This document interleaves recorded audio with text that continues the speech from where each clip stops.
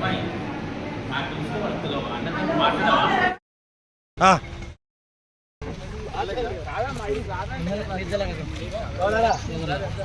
మా బిడ్డ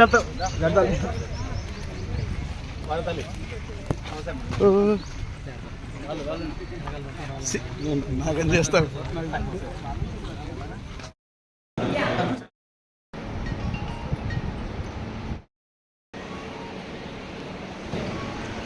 అయితే ఆ రోజు మళ్ళీ గెలిచిన తర్వాత మనందరం కలుగుతామని ఆ రోజు అనుకోవడం జరిగింది. ఆ అవకాశం మళ్ళీ ఈరోజు మనకు కల్పించినందుకు ఆయన కూడా మనం ధన్యవాదాలు తెలుపుకుంటూ ఆయన ఈరోజు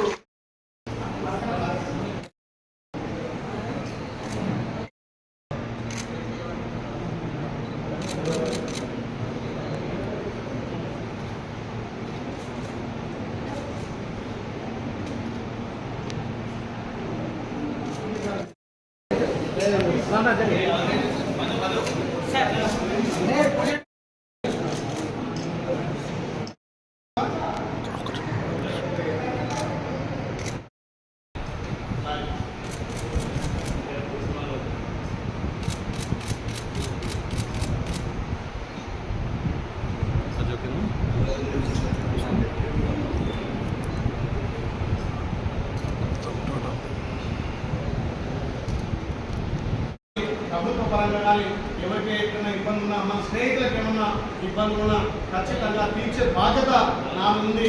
బాధ్యత కాబట్టి ఖచ్చితంగా దాన్ని నిర్వహించేస్తామని చెప్పి ఇంకా కూడా గతంలో వచ్చినప్పుడు నిజంగా మా సోదరి చెప్పింది. ఇప్పుడు ఎమ్మెల్యే అంటే పరిచయం అయింది మొత్తం వచ్చి హృదయ చేసి సంతోషపడేది. అదే ఎమ్మెల్యే అంటే ఏమి చేస్తాను చేయొద్దు అని చెప్పి అంటే ఆ రోజుల పరిస్థితులు ఈ ఎమ్మెల్యే పెద్ద క్రితం కాదు. మన స్నేహం మధ్యలో ఆ చిన్న పక్కనే పెట్టి పక్కన చేసుకున్నాం.